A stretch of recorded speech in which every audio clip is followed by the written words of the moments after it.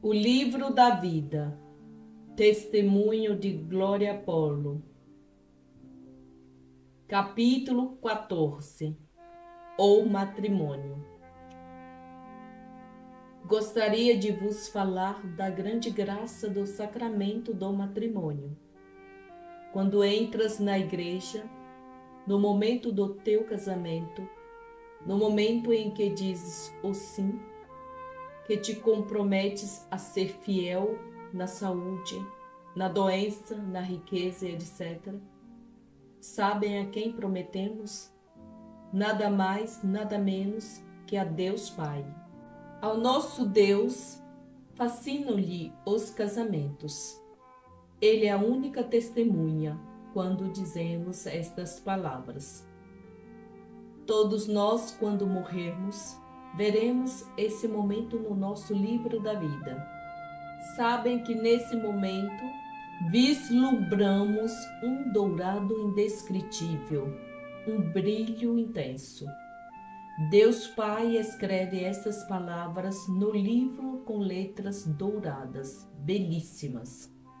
Nesse momento em que tomamos o corpo e o sangue de Jesus, estamos a fazer um pacto com Deus e com a pessoa por nós escolhida, para compartilharmos juntos uma vida.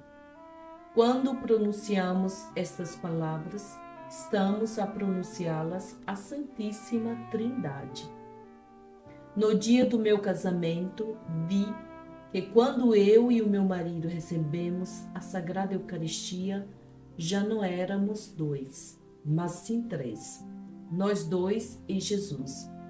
Porque de imediato, quando comungamos Jesus, Ele nos une como um só. Mete-nos no seu coração e passamos a ser um só. Formamos com Jesus uma Trindade Santa.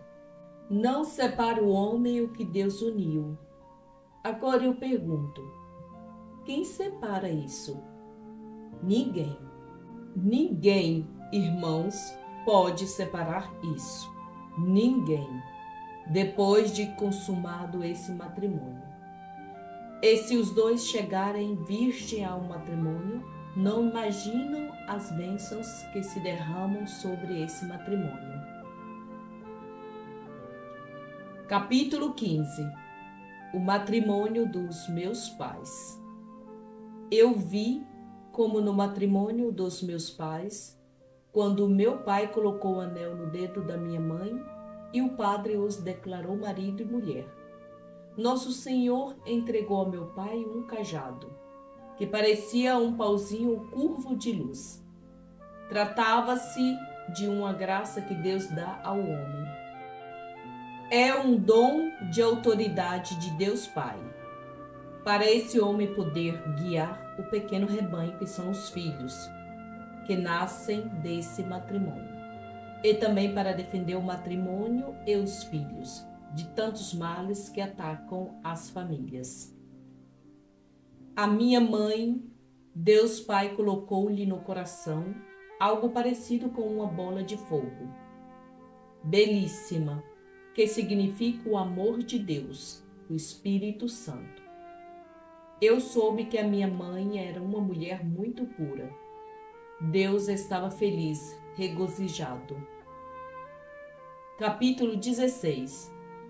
As relações fora do matrimônio. Mas o meu pai, quando tinha 12 anos, o pai dele levou-o a um bordel. Não imaginam quantos espíritos imundos se apoderaram do meu pai naquele momento.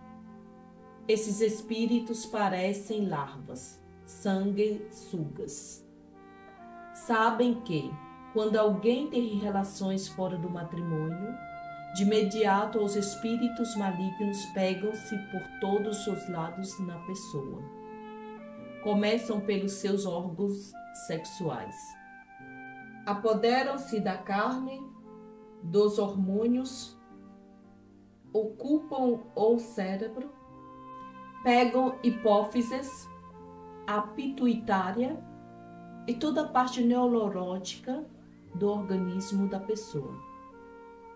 e começam a gerar uma quantidade de hormônios que a levam aos instintos baixos. Transformam o Filho de Deus num servo escravo da carne, escravo dos seus instintos, do seu apetite sexual, o que leva a pessoa a ser daquelas que dizem que estão a gozar a vida. Capítulo 17. A sexualidade é abençoada por Deus. Quando um casal é virgem, Deus glorifica-se. Há um pacto sagrado com Deus que santifica essa sexualidade, porque a sexualidade não é pecado. Deus deu-a como bênção, porque a sexualidade é Deus e o casal.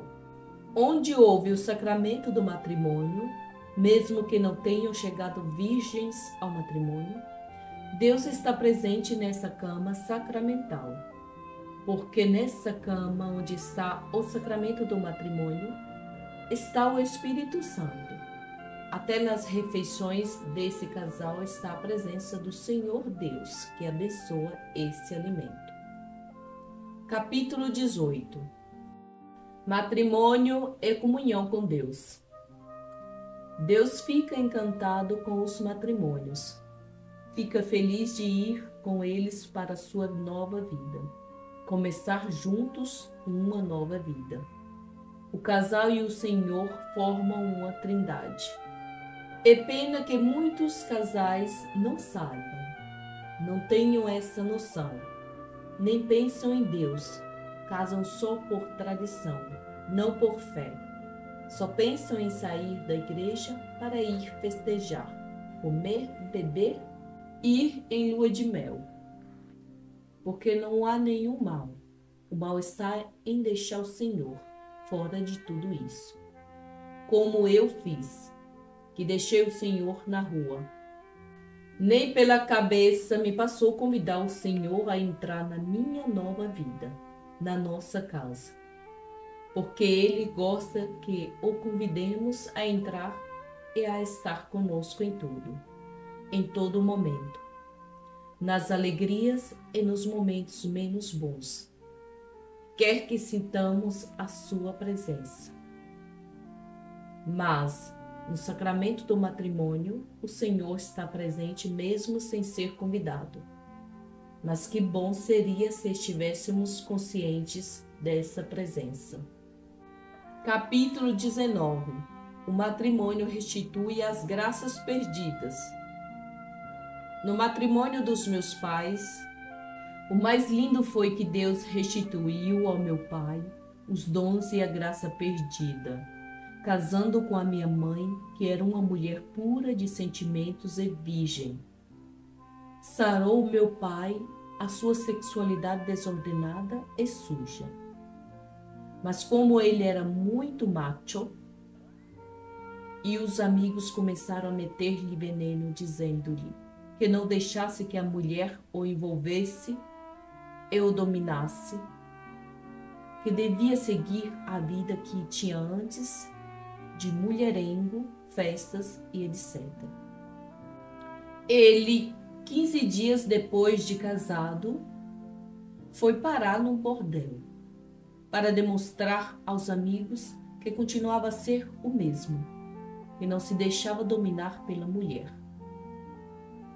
Capítulo 20.